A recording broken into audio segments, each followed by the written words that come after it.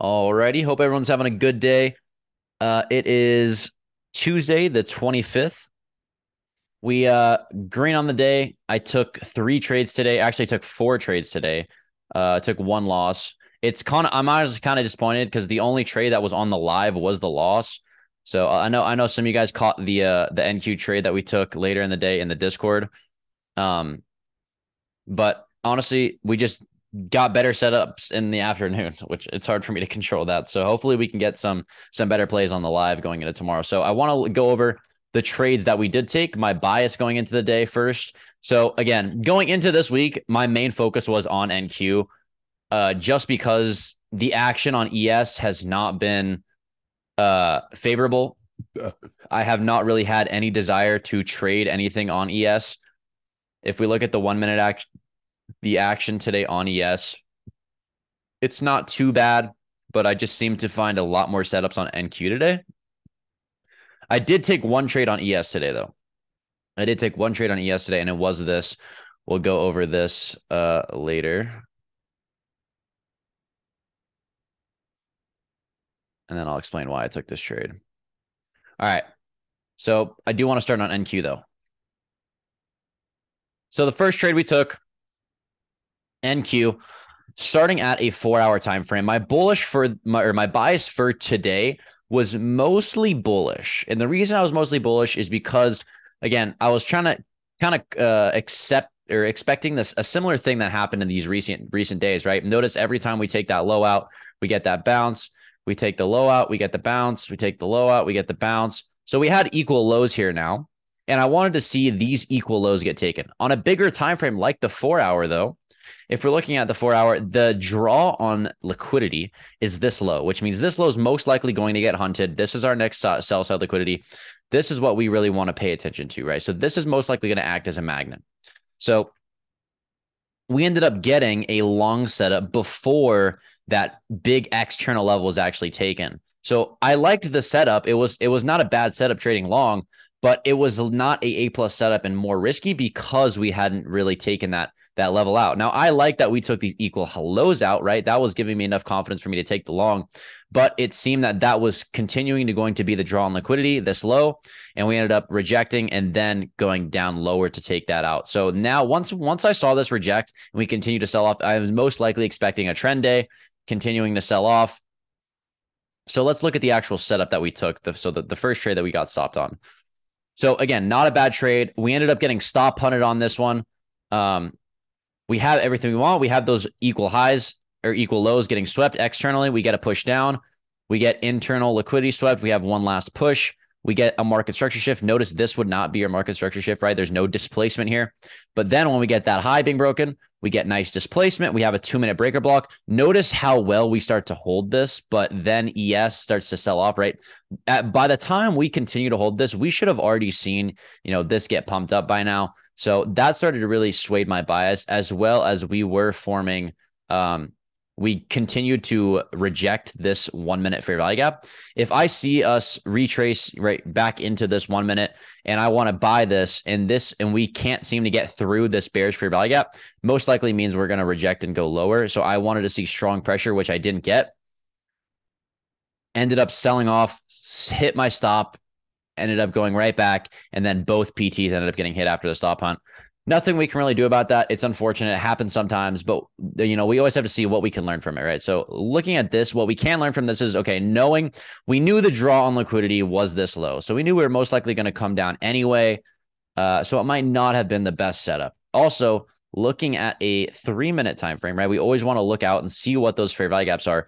We have a 3-minute fair value gap here, meaning if I was to trade off of this, that means this trade would not be invalidated until this low is taken out, right? Because if we're trading a fair value gap, it needs to be the wick high of that to be invalidated.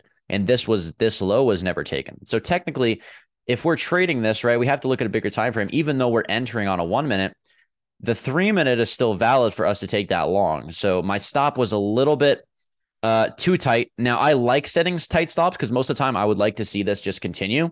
And if I was to put my stop this loose, that means my first price target is less than a 1-to-1 risk reward. And I don't want to take that much risk, right? It's not worth it to me. It's less than a 1-to-1. It's not worth it me risking this much for this much move, right?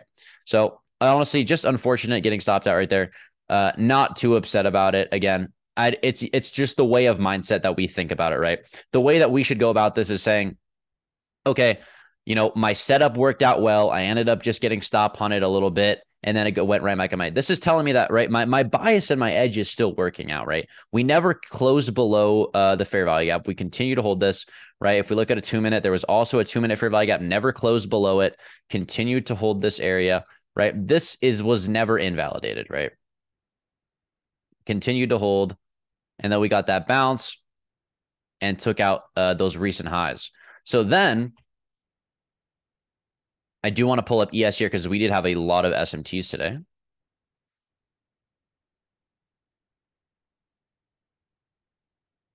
So then there was a short setup after this, which I actually didn't take, but I was potentially thinking about taking this short here. And the reason why I like this short is because I would have expected this to continue higher, right? And since the draw was this low, I was expecting, since we got this big sell-off and like big displacement through it, this told me that we're most likely sweeping these highs that we put in, right? I would want to see more follow through if I'm bullish, even though we took these equal lows out. And I know on a bigger time frame, if we look at like a 1 hour, I know that the draw on liquidity is this low still, right? So I can't zoom in too much and get, swayed on what's going on here, because on a bigger time frame, I know the directional bias is going to be bearish until we take this low out, right?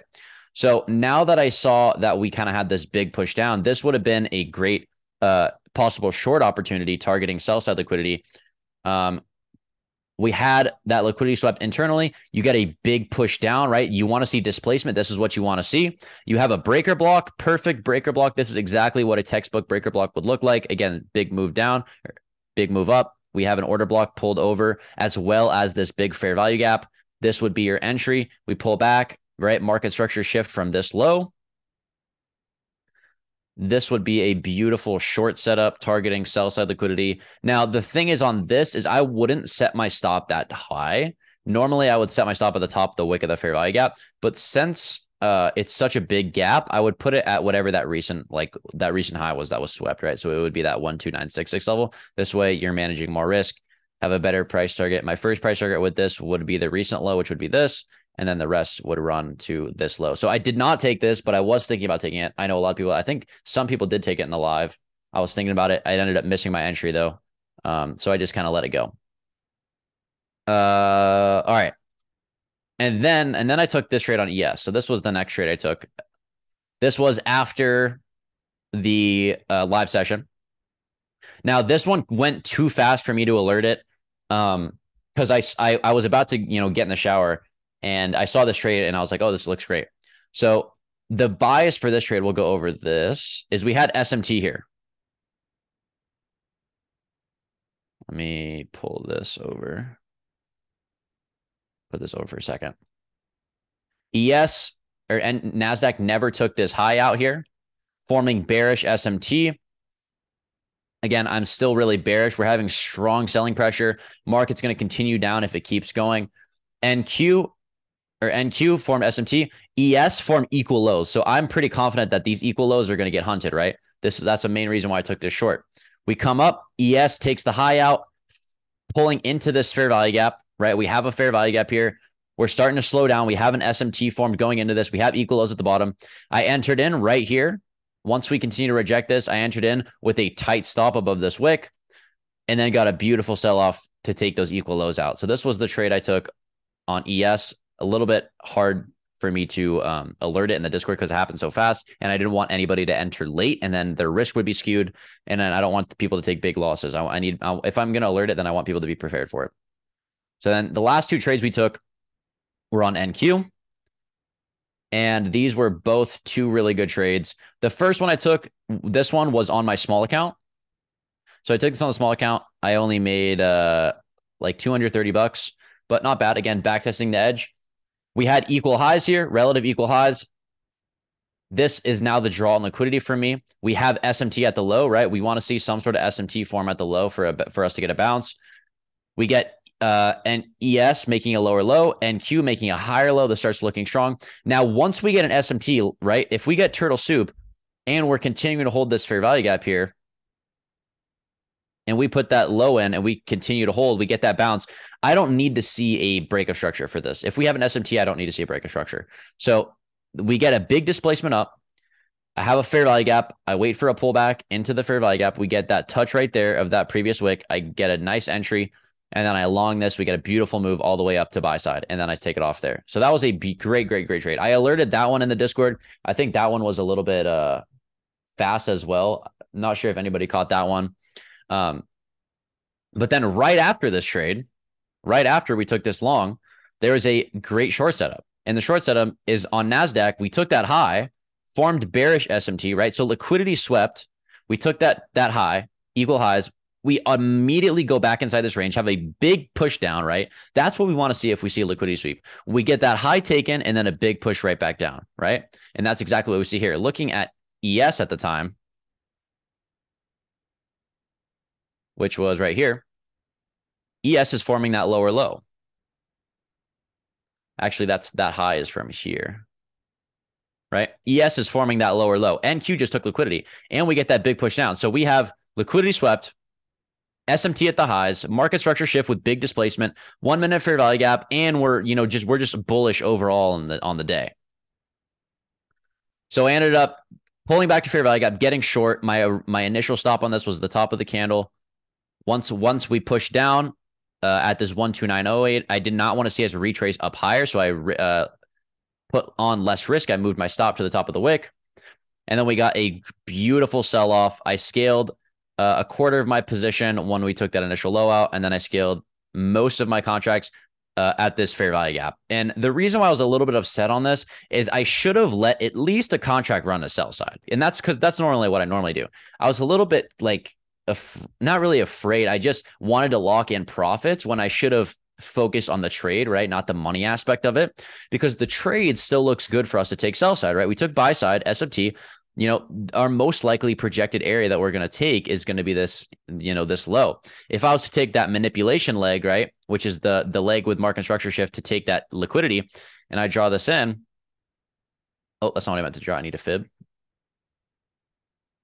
Right? That 2 to 2.5 area that we aim for should most likely line up with that liquidity. And it was right here, right? Perfectly. That's most likely we're going to head. And then also that 4 is where the runners go. So I've noticed I've been, when we get those good plays, like these big, runners, especially like this one as well, I kind of take it off a little bit too early. I scaled all of my contracts in this fair value gap because we got a really big push down, but I should have left at least a contract to run the sell side, if not just continuing to run.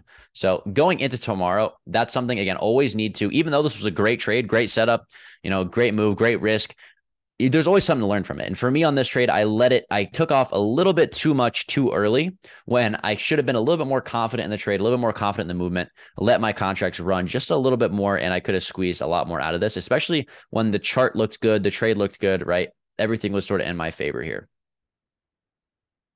All right, let's go over the chat real quick. So that was all the trades that I took today. Let me go all the questions real quick. I need to catch up.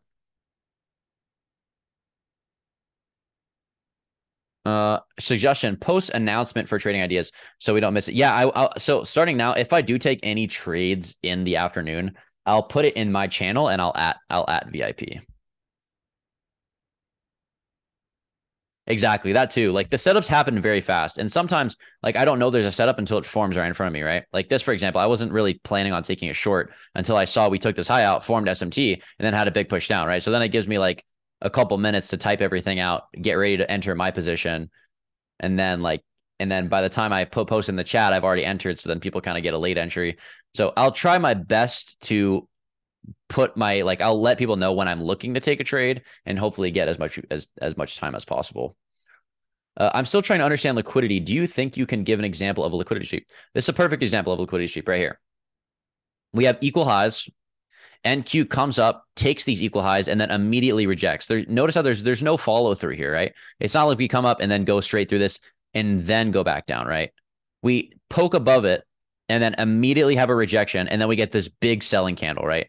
That's what we want to see if it's a liquidity sweep. We have a significant high that's being broken. Most of the time, I like to see it equal highs, and then we get a big displacement back into whatever range we're in, right? So that's what I want to see if we're having a liquidity sweep. So most of the time, if I am taking some sort of setup, I want to see it on a bigger time frame high, like a 15-minute or a 1 hour. But for this example, this was more of a trend trade. Since I did take a liquidity sweep on a 1 minute, I liked we had that SMT. For me, this was a really good setup and worth trading. Since you had the SMT, you didn't have to wait for break of structure. Like for this trade, I mean, you could enter like just off that SMT once you see liquidity swept, but I still want to see a fair value gap, right? And we did ended up getting the market structure shift. This was the first fair value gap after this was created, so we still got a market structure shift though.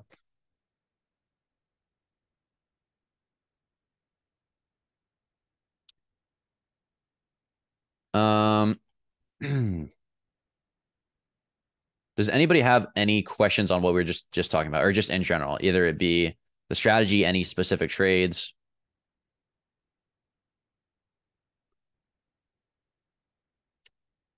Any problems you've been having too? You want to talk about?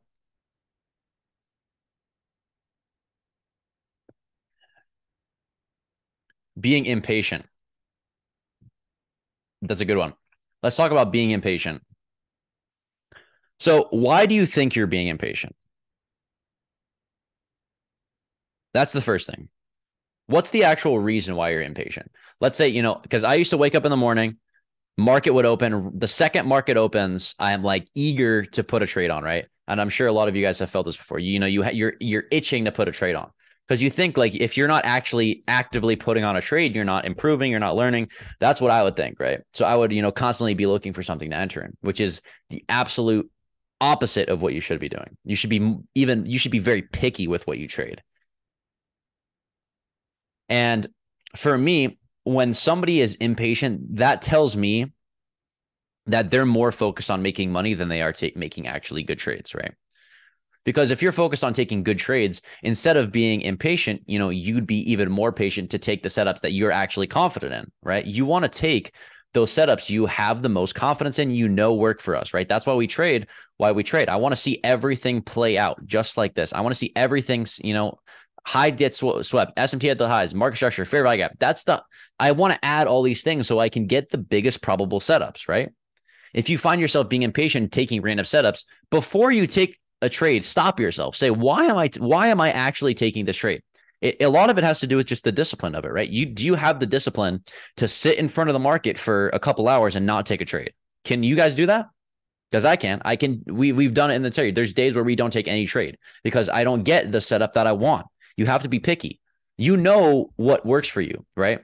But in your head, you have the scenario where you have the possibility to make money, right? That's all you think about. If you're about to enter the trade or you think it's going to go up or you think it's going to go down, all you're thinking about is like, yo, I could make I could make this much back and then maybe I'd be green, or I could make this much on this trade. You're not thinking about the actual trade itself. You're not thinking about the levels being like, okay, we just took, buy side, I think we'll come back. The draw on liquidity should be this. You're thinking about how you're going to make money, which is the opposite way of what you need to think. You need to reprogram your brain to be invested into the actual market, which is making you money. Money is a byproduct of trading, right? Money is just the tool. You got to learn how to actually trade first. Emotions are my weakness. So the biggest thing for emotions, the biggest things I can recommend. Number one, it's always position sizing is the first thing, right? Are you emotional because the money you're afraid to lose, you're afraid to put on risk? Then lower your position size, right? Make it so, you're only losing, $20 or $10, whatever it is, $100. It doesn't matter what it is, whatever you're comfortable with. So, because with trading, you have to accept whatever risk you're putting on, right? Whatever you're trading, you have to accept that risk, because if you don't accept it, that's where you get emotional. You do not want to lose, right? You don't want to lose, but you have to be okay with losing. You need to go into every trade you take acting like you're going to lose it. Everyone listen to that one more time. You need to go into every trade you take with the thought that you are going to lose that trade, because you should be okay with it, right? Whatever size you're trading, you need to be okay with whatever that loss is, because if you're not, you're over leveraged.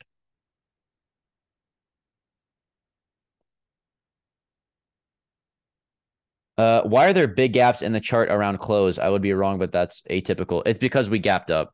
So when we had earnings, right, at the close of the market. And then this is Asia, or what? Wait, what time is this? This is either Asia session opening or London. I'm not sure. I think it's Asia. And then we get that gap, right? Because we have all this extra volume. So sometimes we won't open at the exact same price because a lot of those limit orders, right when the market opens, it gets filled and it kind of just creates a weird action.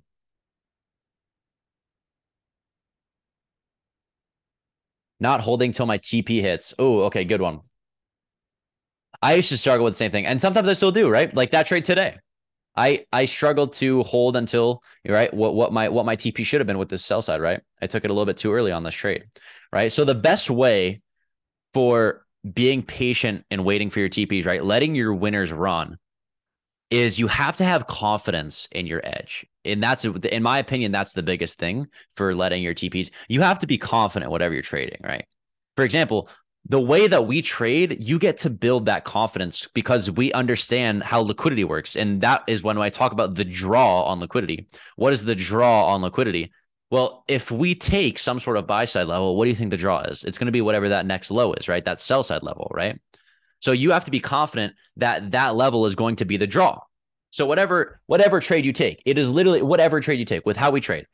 If I take this long, right? If I take this long, it's because I'm confident the draw on liquidity is these equal highs. I'm confident that these equal highs are going to be taken because we're failing to go lower. We have an SMT at the lows. We have a 1 minute. Everything's showing me that we want to get some sort of bounce. So I'm expecting us to take liquidity from these equal low or equal highs. Now, once this level is taken and we get a push into the range, what is the draw on liquidity? Most likely these two lows down here, right? Because we take buy side, then we go to sell side liquidity, right? So just like any trade that we take, any single trade that we take, it's the exact same thing. You have to be confident in what you think the draw on liquidity is. And sometimes you'll be wrong. Sometimes you'll be wrong. That's okay. But you want to understand, why were you wrong? Was it, an analysis mistake, or what does the market, just, because you're not going to win them all. So sometimes it's best to always want to see what you're doing right, what you're doing wrong. But sometimes you're doing everything right, and that's okay, because the market will do whatever it wants. And as long as you're building good habits and you are, then that is what you need to focus on, because you'll be rewarded long-term wise if you're focusing on building good habits. Thoughts on ICT Silver Bullet? Silver Bullet is pretty much what we trade. That's pretty much what we trade. It's, yeah, just with different concepts added onto it. There's literally the same name for every, like there's a name for all this. Like it's all the same shit. Like Silver Bullet, I mean, Turtle Soup is a little bit different just because Turtle Soup is with an SMT, but it's everybody throws around names and like strategies and stuff like SM, Smart Money Concepts, ICT.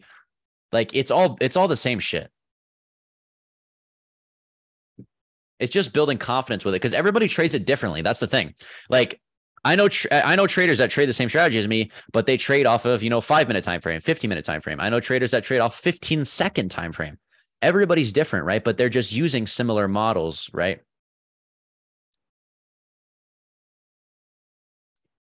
What time frame do you look at? What do you look for when you're charting pre-market, or like for basis for the day / week? What time frame do you look at? What do you? Yeah, do you guys want to go over like how I form daily bias? Like how I open, like when I open up the charts. All right, let's do that. How to form daily bias. I kind of want to go to a clean chart. All right, I'm gonna take all this shit off, except that weekly opening gap. So we can start out here. Let me take all this off. And then this is exactly how I chart. This is how you form a bias, right? Get ready. Okay. Number 1, start biggest time frame first. Start at the weekly.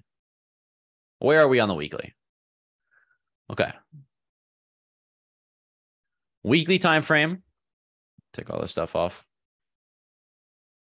Looks like we put a low in, right? Swept this internal level, continuing to go back now. Now, what do I think is the draw on liquidity? Keep in mind, we have taken these relative equal highs, right? We have taken these relative equal highs. So I'm a little bit cautious that we might possibly sell off now. Keep in mind, on a weekly, we also have a volume imbalance here. Okay. So we've swept these highs. We have a volume imbalance on the weekly we're rejecting. We're starting to show a little bit more selling pressure.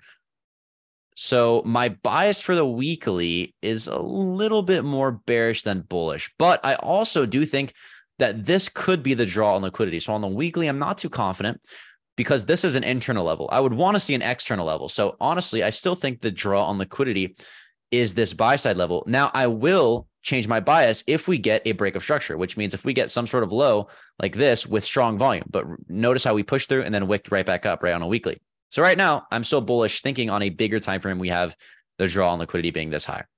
Okay, now zoom in. Okay, now I want to draw in my, my significant highs and my significant lows, right? So I want to draw this.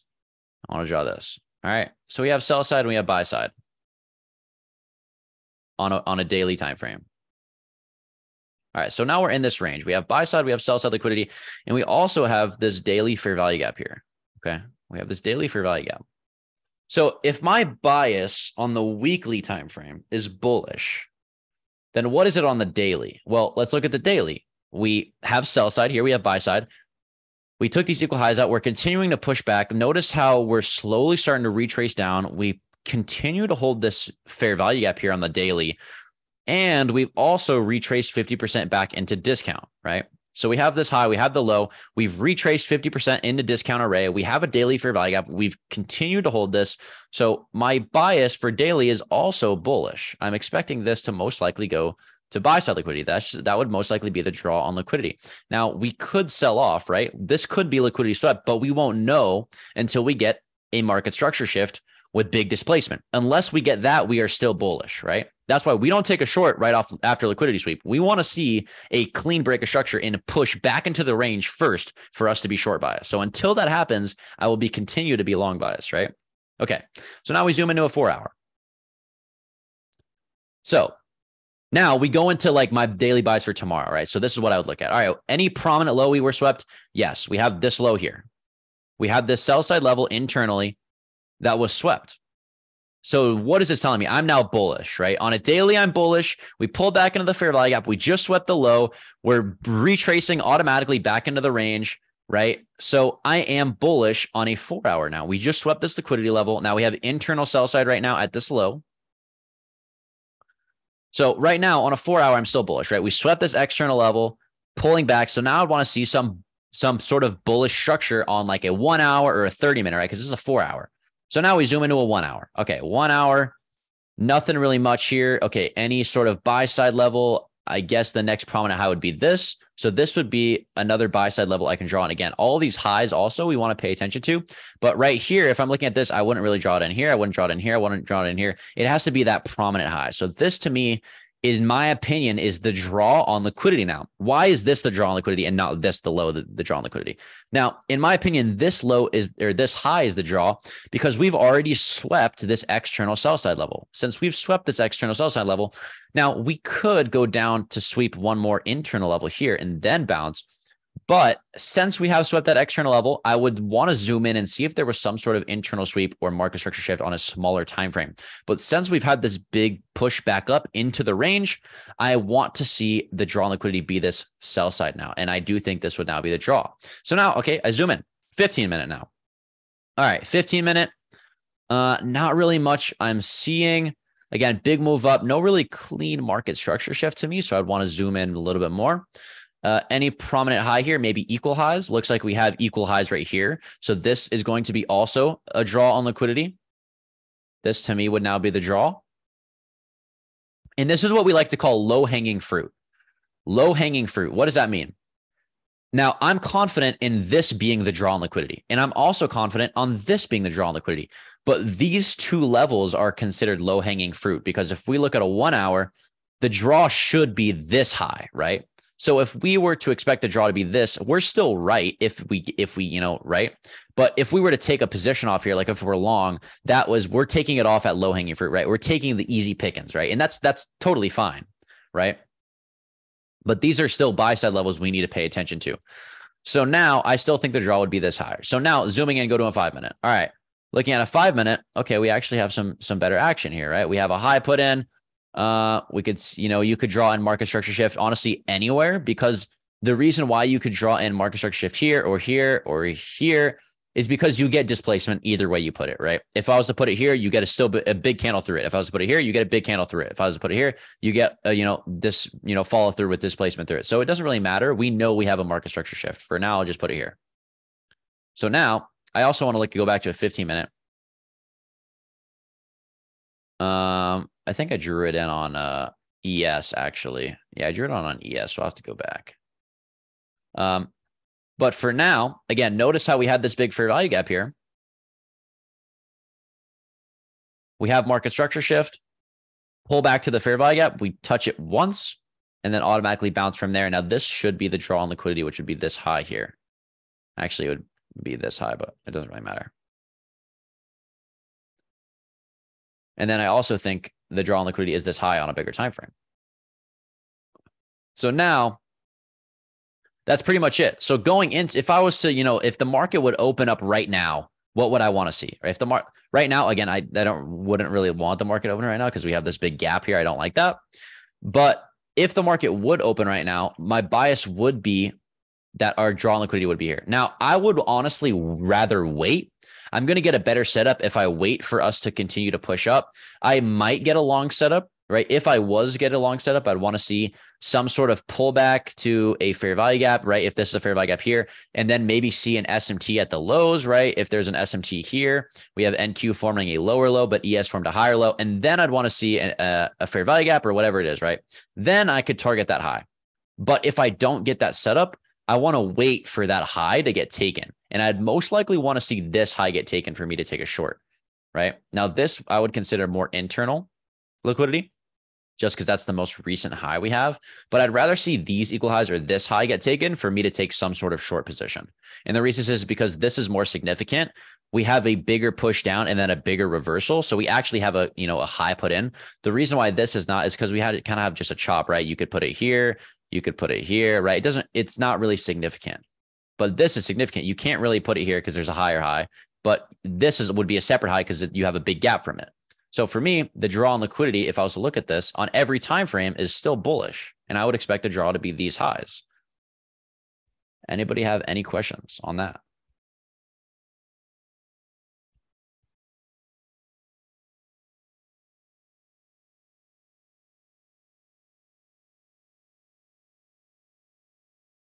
Can we look at a live price action play right now on NQ? The highs just were broken. Now looking for a displacement down and a fair value gap form test. Correct. Can we look at a live price action play right now on NQ? The highs were just broken. Are you talking about aftermarket, like right now?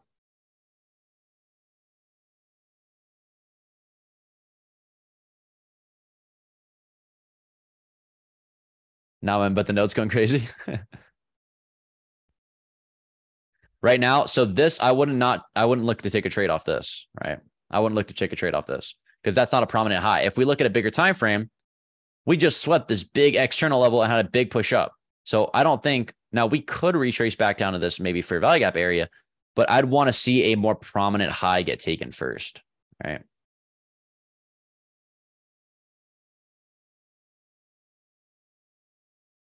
And since I think the draw is higher, even if I got a potential short setup, I would most likely not take it because I think the draw is going to be higher. So looking at ES, take a look at ES here. We have a better setup. Again, we have sell side liquidity taken. So similar thing, right? Starting out on the weekly. We took those equal lows out, continuing to hold this, right? We pulled back into this daily, but this high was never taken. So I think the draw on liquidity for a weekly time frame is this high, this 4209 level. I think that's the draw. So now go down to a daily. Daily, all right, we're continuing to chop. Again, never took that high out. Pulling back, taking liquidity from this low. Also having a 4-hour fair value gap here. So actually, that's the weekly fair value gap, sorry. So we're in a weekly fair value gap here. Going down to a 1 hour. We just swept this external sell side level and had no follow through, right? That's what we want to see. No follow through here, right? We go below it and then boop, right back into the range, right? Big move right back into the range. That's what we want to see for liquidity sweep. So I'm bullish now. So what's the most prominent high next on a bigger time frame? Well, on a 1 hour, the only thing that I could draw in would be this, because this is really this is just a big move down. So the draw should be back to weekly opening gap. So now looking at a bigger time or a smaller time frame, 15-minute, we have that liquidity swept. We have internal liquidity swept, right? On a 5-minute, we have that low being taken. We have a market structure shift right here, big displacement on a 15-minute. We have a 15-minute fair value gap. So I would like to potentially see on ES a move back down in the overnight session and then a continuation back up. But on a 5-minute, again, continuing to hold this, we don't really need to go retrace back down. Again, market can always just, rally when it wants to, but I would like to see us pull back down here and then bounce from there to target equal highs, which are up here. So we have these equal highs here, which I think is the draw on liquidity.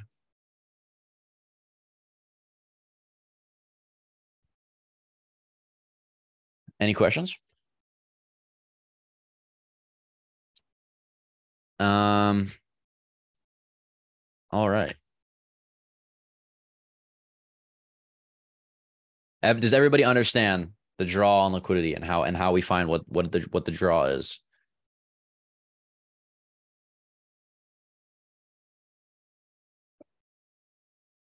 All right. If anybody doesn't have any more questions, or can you post this one, please? Yeah. This will be posted. All right, guys. I think. Can you play? Yeah, explain 50% retracement. Yeah. So when I like to draw, the way that I like to draw 50% retracement is when I'm long or I'm short, I like to know where I could probably put my price target and where is a good area. So for example, if I was long here and I enter it here, right? And I'm like, okay, where should I put? I don't want to, let my whole position ride to this high. I want to somehow scale somewhere, right? But there's no really high here for me to scale. Okay, where should I scale? Well, that most likely this is going to retrace into discount. So even if this is not the draw and it ends up coming and then ends up going lower, that it's most likely going to hit discount before retracing lower if it is.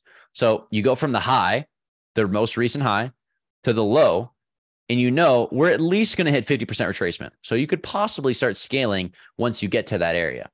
Another way you could do it is also want to see some sort of 50% retracement from the high to the low into a fair value gap. Now, sometimes you don't need to see a retracement, but right, if we come back to this fair value gap, you'll perfectly go back into discount under it, and then we'll bounce from there. Now, it doesn't need to go to 50% retracement for us to enter into a fair value gap. And I've noticed most of the times it actually won't. So I don't wait for it. Like, for example, that trade on NQ, I don't think we hit 50%. Actually, we probably did, but let me see. Yeah, so we did hit 50% on this. But a lot of times you won't. And so I don't really wait for it. But the way I like to use 50% retracement is to, see where market's most likely going to retrace, right? Like, for example, we took this low out, but we never ended up coming to take this buy side level out. But where did we go to? Well, we know we're at least going to hit 50% retracement, which we did, right? So that should be at least one of your targets, because we're most of the time we'll always retrace back to 50% discount, right? You might not get that full move back up, but at least you'll scale once you hit 50%. Notice how we hit 50% and then sold right back off after that.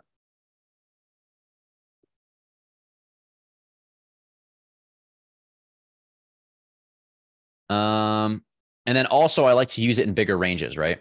Like on a daily. If we're looking at this daily here and we're continuing to chop, if I'm bullish, I like this action because it's slow, right? We're not getting a big, strong move to take this sell side level out. We're slowly retracing and continuing to hold this daily fair value gap. So I draw on the high, draw on the low, and I can see that we've retraced to discount, right? This is premium. This is discount. Below 50%, if I'm bullish, is discount. This is premium.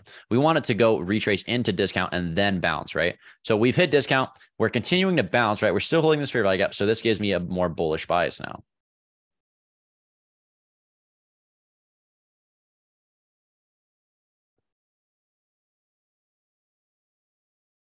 Yeah.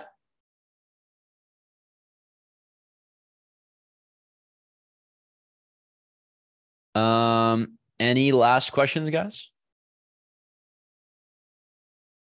I think that's it. Let's check news real quick. News for tomorrow. Don't have anything really that important. We have durable goods at 8:30. That's at market opens or at pre-market. So we don't have to worry about that. Nothing really for the rest of the day. So no real news tomorrow. Don't have to worry about news. We'll see what kind of, can you explain implied fair value gap? Yeah. So implied fair value gap. Let me see if I can find an example. Let's go find that trade that we took on NQ yesterday. Yesterday we took, where was it? I gotta find it. I'm not sure exactly where it was, to be honest.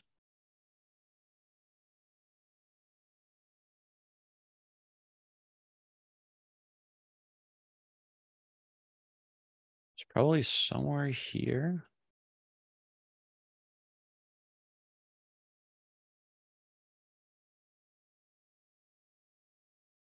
Here. Okay. So we have external liquidity swept, right, on NQ. Now we have a break of structure, right? Market structure shift. All right. So now I look for a fair value gap. I look for a fair value gap, but there's no fair value gap here, right? There's no really gap. Now there's like a little tiny one right here, but I want to, like, that's not something that I want to really, I would want to look for something, right? So I go to a bigger time frame. I go to a 2 minute. So I zoom in on a 2 minute and I get a 3 candle formation, right? So this would be a fair value gap. There should be a fair value gap here. If there's no fair value gap, then you take whatever that 3 candle formation is, right? Because a fair value gap is 3 candles, right? So we want to see the exact same thing. And you go to the midpoint of both of the previous wicks. So you go to this wick and you go to the midpoint of it. Now, a lot of people will like draw in a fib like this to get the exact midpoint of it. I don't really care that much to do so, but you can. I just kind of eyeball it, whatever that midpoint is. And then you take the midpoint of this wick as well. Right? Estimate.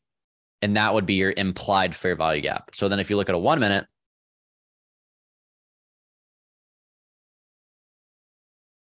you can see how well we respect it.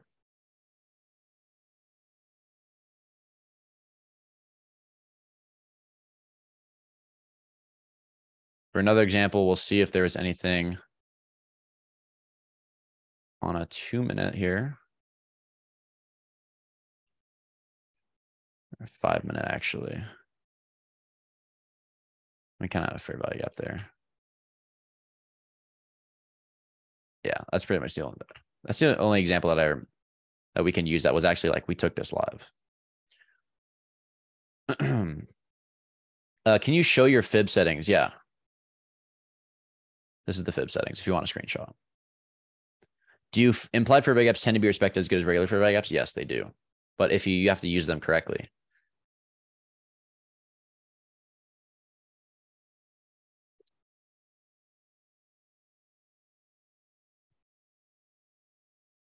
All right. I think I'm going to end the session there. We've been live for almost an hour now. If anybody has any extra questions, again, always feel free to just at me in the Discord. I'll get back to you. I hope you guys learned something from the session. I really like doing these sessions. Honestly, I think there's so much value in these trading sessions. It's kind of sad to see that the amount of people that go to the live sessions versus the charting sessions, because it just shows me who wants to actually, learn and improve versus who wants to, just get handouts. So, glad to see that you guys are in here, and it's always the same people. So I notice you guys keep working hard. You guys are going to be the most successful people, the people that come to the trading sessions every single day. So even if you guys you don't have to come to the lives, but if you go back, just watch the recordings. I record them every time. Keep working hard. I love this team, and let's keep killing it this week. We are 2 for 2 on the week, or actually I'm 4 for 5 or 5 out of 6 I don't know, somewhere around there. I only took 1 loss this week. It's just unfortunate. It was on the live this morning. We got a lot better setups in the afternoon. So hopefully we can get something in the morning tomorrow. But enjoy the rest of your day, guys. I will see you tomorrow morning for our charting session. Enjoy the rest of your night, guys. They're missing out. Bad, probably the best teacher I've ever had. Much love, brother. Enjoy the rest of your night, guys. I'll see you tomorrow. Peace.